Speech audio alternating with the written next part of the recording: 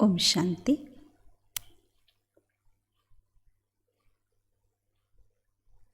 అమృతవేళ యొక్క కొన్ని విశేషతలు తెలుసుకుందాం. అమృతవేళ పిల్లలందరూ బాబాని జ్ఞాపకం చేసుకోవటానికి కూర్చుంటున్నారు. కొంతమంది సమయాన్ని గడుపుతున్నారు, కొంతమంది నియమాన్ని నిలుపుకుంటున్నారు, కొంతమంది బాబా స్నేహంలో లీనమవుతున్నారు. కానీ బాబా స్నేహంలో లీనమై బాబా యొక్క అనుభూతిని చేసుకునేటువంటి స్థితిని తయారు చేసుకోవాలి.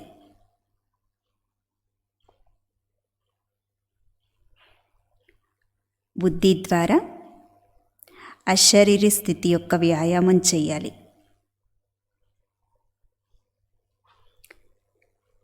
శరీరానికి ఎలాగైతే స్థూల భోజనం శక్తినిస్తుందో అలాగే ఆత్మకి సంకల్పం అనే భోజనం శక్తినిస్తుంది. కనుక ఈ అశరీరి స్థితి యొక్క అభ్యాసం ఆత్మని శక్తివంతంగా తయారు చేస్తుంది. ఈ అభ్యాసం మనం అమృతవేళే ప్రారంభించాలి.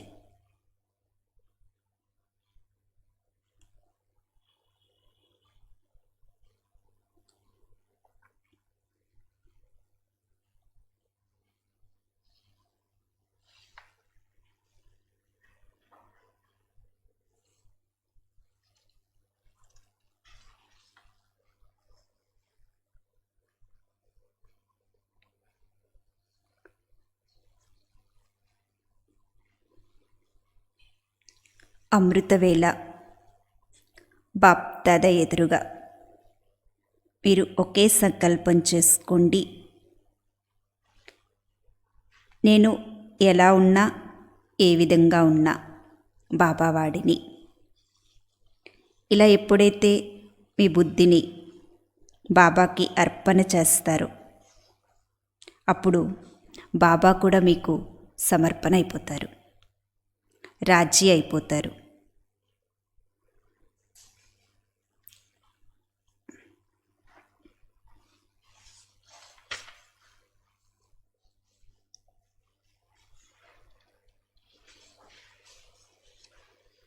అమృతవేళ పవర్ఫుల్ స్థితి అనేటువంటి సెట్టింగ్ చేసుకోండి.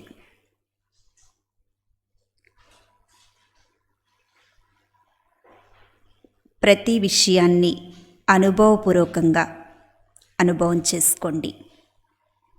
కేవలం కూర్చోవటం కాదు, ప్రతి స్థితి యొక్క అనుభవిగా అయినప్పుడు వ్యర్థ సంకల్పాలనేవి మీకు రావు.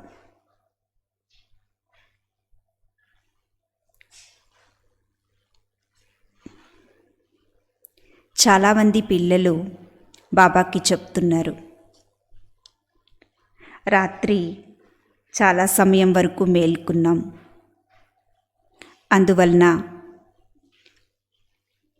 ఉదయం అంటే అమృతవేళ సమయంలో నిద్ర వచ్చేసింది, లేవలేకపోయాము అని. కానీ బాబా చెప్తున్నారు, మీరు రాత్రంతా ఎక్కువ సమయం మేల్కొని బాబా సేవ చేశారు. ఆ సేవ ద్వారా జమ అయింది. కానీ అమృతవేళ మిస్ అయ్యారు, అంటే పోగొట్టుకున్నారు. ఇంక మీకు ఎక్స్ట్రాగా ఏమీ జమ కాలేదు. ఒకవైపు రాత్రంతా సేవ చేశారు, రెండో వైపు అమృతవేళ మిస్ అయ్యారు. అంటే మీరేం సంపాదించుకున్నారు? కనుక మీకు వీలైతే రాత్రి సేవని తగ్గించుకోండి.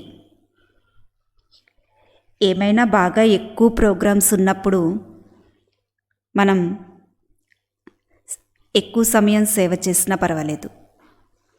ఆ సమయంలో బాబా ఛాన్స్ ఇస్తారు. అంతేకాని ప్రతిరోజు రాత్రి 11-12 గంటల వరకు మెలకువగా ఉండి సేవ చేసి అమృతవేళ నిద్రపోతే మీకేమీ జమ కాదు. అలా కాకుండా బాబా యొక్క శ్రీమతం ఏంటంటే, 1 గంట మీరు రాత్రి సేవ తగ్గించుకుని పడుకోండి. తిరిగి అమృతవేళ లేచి యోగం చేసుకుని తిరిగా సేవ చేయండి.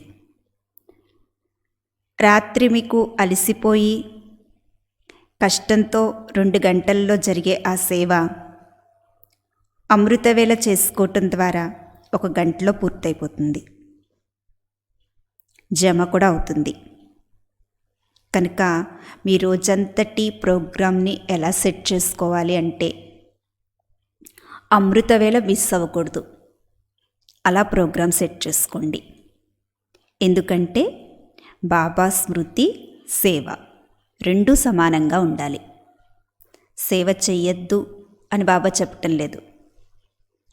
బాబా స్మృతి కూడా ముఖ్యం, సేవ కూడా ముఖ్యం. చేసుకోండి, కానీ దానికి ఒక సమయం కేటాయించుకోండి. త్వరగా పూర్తి చేసుకుని అమృతవేళ లేచి ఫ్రెష్గా యోగం చేసుకుని అప్పుడు మరలా ఆ సేవ చేసుకోండి.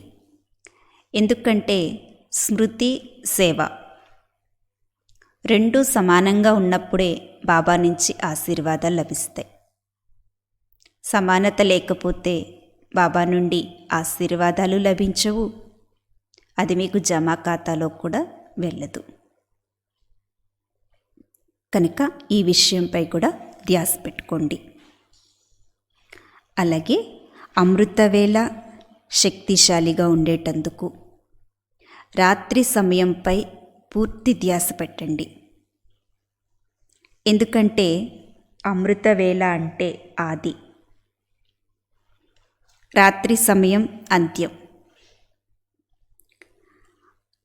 ఆది ఎలా అయితే ఉంటుందో రోజంతా అలానే ఉంటుంది.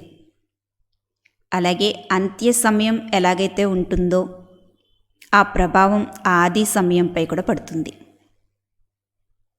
కనుక రాత్రి నిద్రించే ముందు బాబా దగ్గర యోగం చేసుకుని మీ యొక్క లెక్కల ఖాతా అంతా బాబాకి చెప్పి బాబా స్మృతిలో, బాబా ఒడిలో నిద్రించండి. అంతేకాని అలసిపోయాం, చాలా సేవ చేసి వచ్చాం అని మంచం పైన పడుకుండిపోకండి. ఇది కూడా సోమరితనం. ఎప్పుడైతే మీరు రాత్రి నిద్రించే ముందు సోమరితనంతో పడుకుంటారో అదే ప్రభావం మీ అమృతవేళపై కూడా పడుతుంది. కనుక ఆది సమయమైన అమృతవేళపై కూడా పూర్తి ధ్యాస పెట్టుకోవాలి. అంత్య సమయమైన నిద్రించే సమయంపై కూడా పూర్తి ధ్యాస పెట్టుకోవాలి. రాత్రి సమయంలో బాబా వెంట నిద్రపోండి. బాబా వెంట నిద్రపోతే కలలు కూడా మీకు మంచిగా వస్తాయి.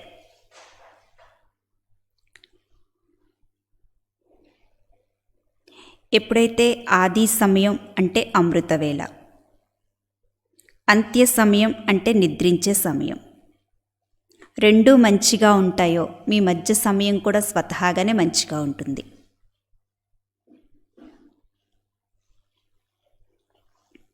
కనుక అమృతవేళ శక్తిశాలిగా ఉండేటందుకు ముఖ్యంగా ఈ విషయంపై కూడా ధ్యాస పెట్టుకోండి. ఎందుకంటే ఈ సోమరితనం, నిర్లక్ష్యం ఇవి కూడా అవాజ్ఞలు. బాబా ఆజ్ఞను ఉల్లంఘించినట్లే. ఈ ఆజ్ఞల్ని ఉల్లంఘించటం ద్వారా ఆత్మ బరువుగా అయిపోతుంది, ఎగరలేదు.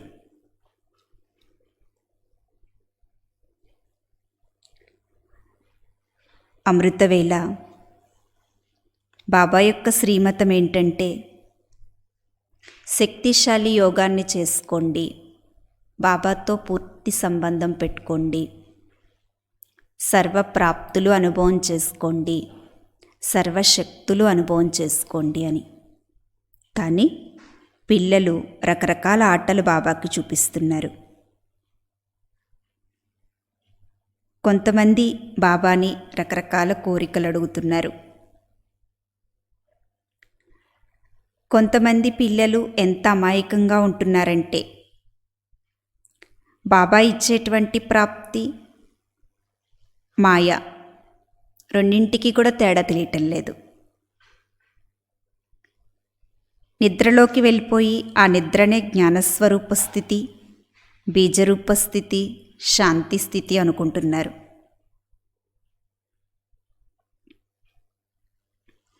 అల్పకాలిక నిద్ర ద్వారా వచ్చేటువంటి విశ్రాంతిని అతీంద్రియ సుఖం అనుకుంటున్నారు.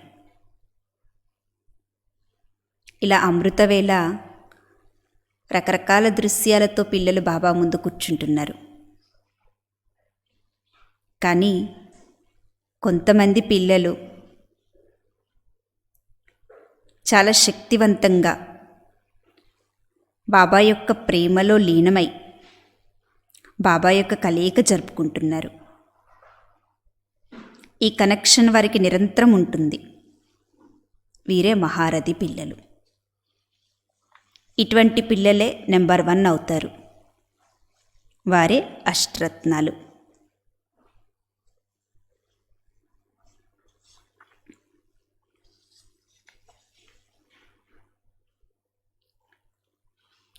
అమృతవేళ మనం పూర్తిగా ఈ దేహానికి అతీతంగా అవ్యక్త స్థితిని అనుభవం చేసుకోవాలి. అంటే పూర్తిగా ఆత్మిక స్థితిలో స్థితులవ్వాలి. ఎప్పుడైతే ఆత్మిక స్థితిని తయారు చేసుకుంటామో అప్పుడు ఆత్మిక తండ్రి యొక్క శక్తిని అనుభవం చేసుకోగలుగుతాం. అయితే ఈ ఆత్మిక స్థితి, అవ్యక్త స్థితిని అనుభవం చేసుకునేటందుకు రోజంతా ఎక్కువగా అంతర్ముఖి స్థితిలో ఉండాలి. బాహర్ముఖతలోకి అంటే బయట వ్యర్థ విషయాల్లోకి ఎక్కువగా మనం వెళ్ళకూడదు. బయట విషయాల యొక్క ఆకర్షణలోకి వెళ్తే అవే మన మనసులో ఉండి అమృతవేళ కూడా అవ్యక్త స్థితి మనకు అనుభవం కాదు. ఆత్మిక స్థితిలో స్థితులై అమృతవేళ ఆత్మిక తండ్రి యొక్క ఆత్మిక శక్తిని అనుభవం చేసుకోవాలన్నా, ఆత్మిక తండ్రితో ఆత్మికంగా సంభాషణ అంటే మాట్లాడాలన్నా రోజంతా మన ఎక్కువ సమయం అంతర్ముఖిగా అంటే లోపల బాబా చెప్పినటువంటి జ్ఞానం యొక్క మహావాక్యాలను మననం చేసుకుంటూ వ్యర్థ విషయాలు, పనికిరాని విషయాలు యొక్క వాతావరణంలోకి మనం వెళ్ళకూడదు.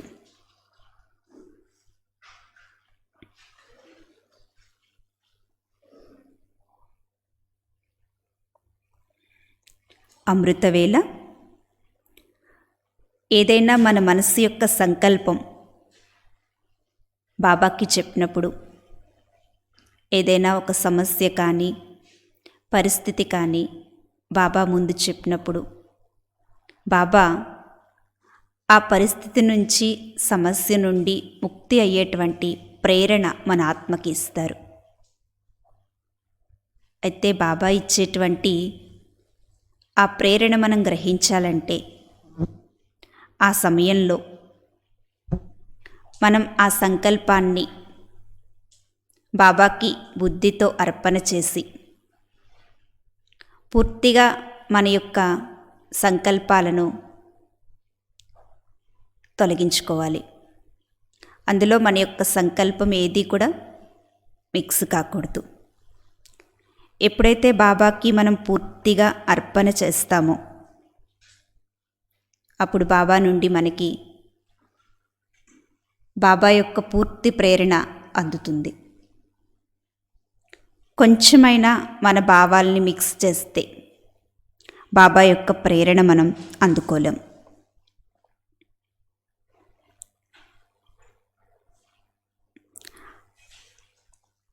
ఏదైనా వ్యర్థ సంకల్పాలతో మనం కూర్చుంటే బాబా ఇచ్చేటువంటి ప్రేరణలో కూడా ఆ వ్యర్థం మిక్స్ అయిపోతుంది.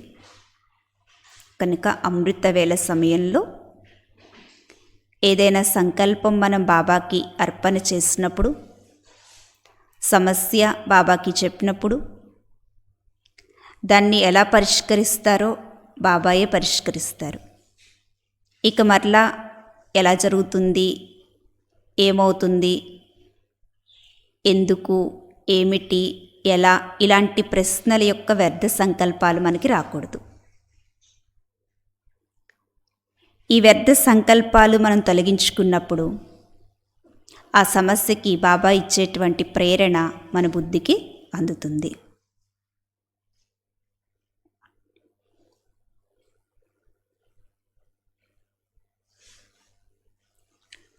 అమృతవేళ స్వచ్ఛమైన బుద్ధితో బాబా ఎదురుగా కూర్చోండి.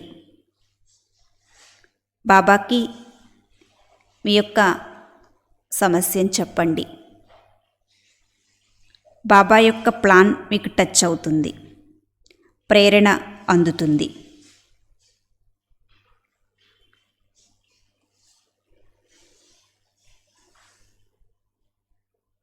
ఎందుకంటే అమృతవేళ సమయంలో బాబా ప్రతి బిడ్డకు కూడా ప్రతి సమస్యకు పరిష్కారాన్ని ప్రేరణ రూపంలో ఇస్తారు. అంతేకాకుండా సేవాదారి పిల్లలకు విశేషంగా బాబా అమృతవేళలో బుద్ధికి మంచి ప్లానింగ్ కూడా టచ్ చేస్తూ ఉంటారు.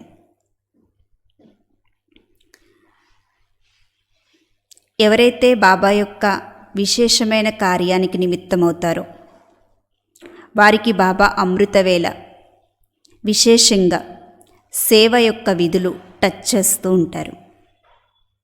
కనుక ఆ సమయంలో మీ యొక్క సంకల్పాలన్నీ తొలగించుకుని మీ బుద్ధిని బాబాకి అర్పణ చేసి బాబా ఎదురుగా కూర్చోండి. అన్ని విషయాలు బాబా మీకు చెప్తారు.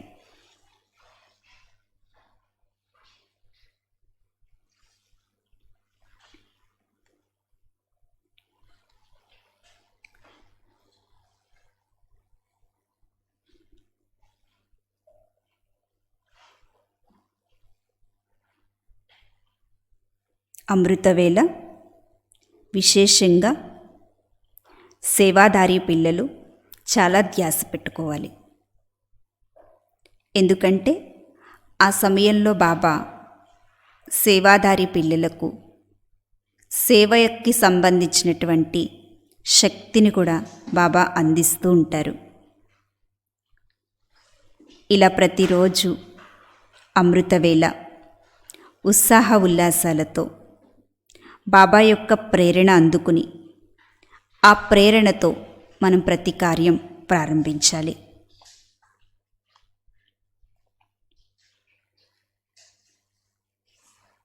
అమృతవేళ సమయంలో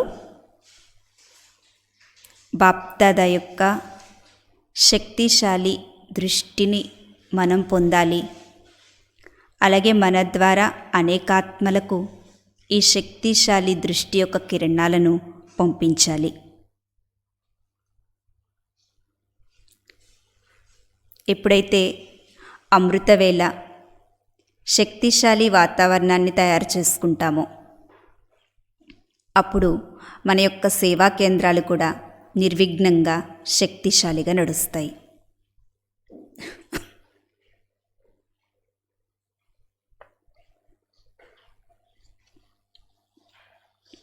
అమృతవేళ సమయంలో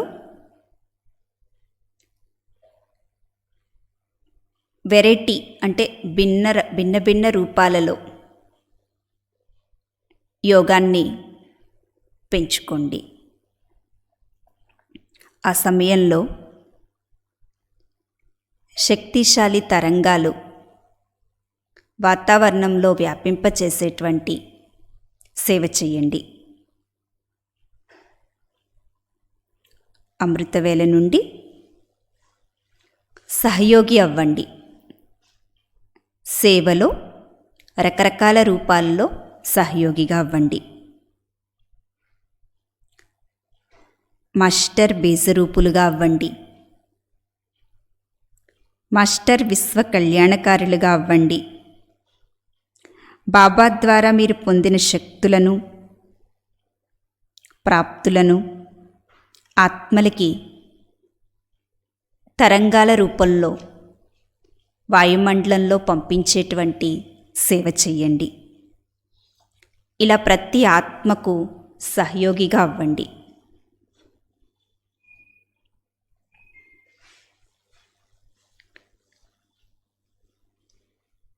అమృతవేళ మీ స్థితిని శక్తిశాలిగా తయారు చేసుకుని బాబా నుండి పూర్తి శక్తిని అనుభవం చేసుకుని ఫరిస్తాగా అవ్వండి. ఫరిస్తాగా అయ్యి నలువైపులా ఆత్మలందరికీ సుఖము, శాంతి, ఆనందము, ప్రేమ, దయ అనేటువంటి కిరణాలు పంపించేటువంటి మనసా సేవను చేయండి. మీ యొక్క ఫరిస్తా రూపం అందరికీ సాక్షాత్కారం చేయించేదిగా ఉండాలి.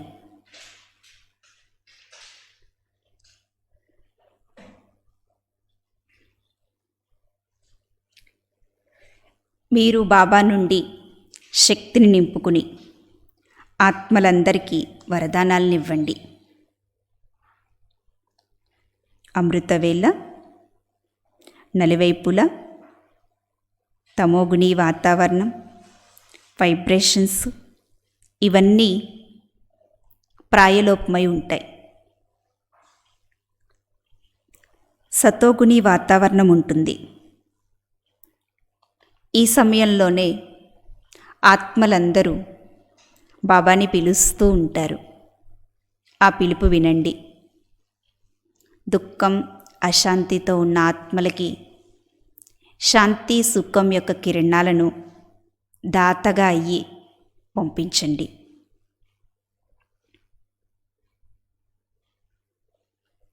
అమృతవేళ సమయంలో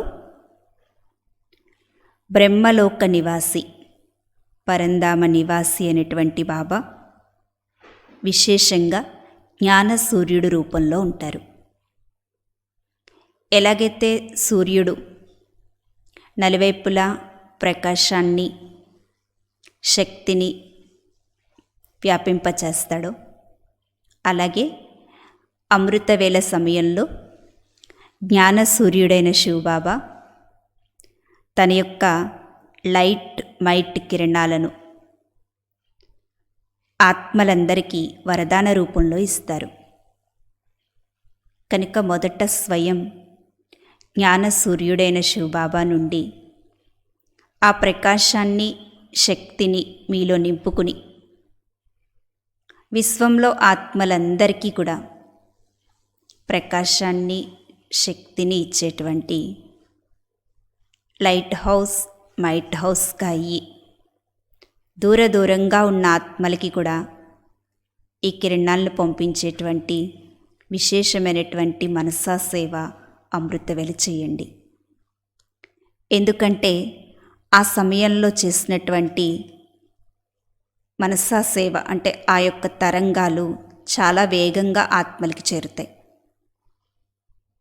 ఎందుకంటే ఆ సమయంలో వాతావరణం కూడా చాలా సత్వప్రధానంగా ఉంటుంది. ఆత్మల యొక్క స్థితి కూడా సత్వప్రధాన స్థితిలో ఉంటుంది. కనుక ఆ సమయంలో ఈ తరంగాల్ని పంపించేటువంటి విశేషమైన సేవ చేయండి.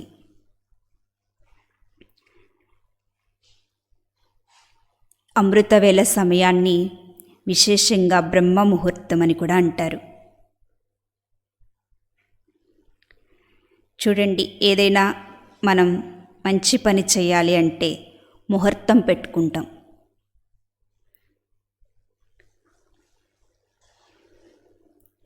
ఎందుకంటే ఆ మంచి పని మంచి సమయంలోనే చేయాలి అనుకుంటాం. అలాగే అమృతవేళ స్వయంగా బ్రహ్మలోక నివాసి పరమాత్మ శివుడు భూమిపైకి వచ్చి ఆత్మలైన మనందరికీ శక్తినిచ్చేటువంటి మంచి ముహూర్తం. ఈ సమయానికి మించిన సమయం ఇంకేది ఉండదు. ఈ సమయానికి చాలా గొప్పతనం ఉంది. అమృతవేళ అంటే బ్రహ్మ ముహూర్త సమయంలో భాగ్య విధాత భగవంతుడు మనందరి భాగ్యాన్ని